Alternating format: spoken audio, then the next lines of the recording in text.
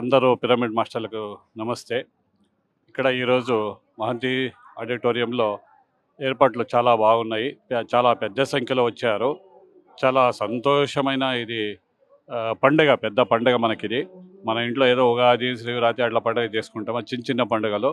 ఇది మనకు ప్రపంచ శాంతి కోసం, లోక కళ్యాణం కోసం చేస్తున్న పెద్ద పండుగ. చాలా ఆనందంగా, సంతోషంగా అందరూ మాస్టర్లు కలిసి ఎంత మనం శాంతిగా ఉంటే అంత మంచిది.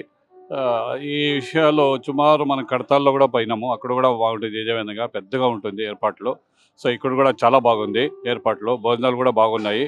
మనం మాస్టర్లు ఏమంటే కొద్దిగా శాంతంగా మనము కొద్దిగా క్యూ పాటించుకొని అందరూ మనము ఫాలో చేస్తే పత్రిజీ 18 సూత్రాలను ఫాలో చేసుకొని మనము ఇది చేసుకుంటే చాలా బాగుంటుంది అందరికీ. ఇది ధ్యానం అనేది ప్రతి ఒక్కరికి అవసరము.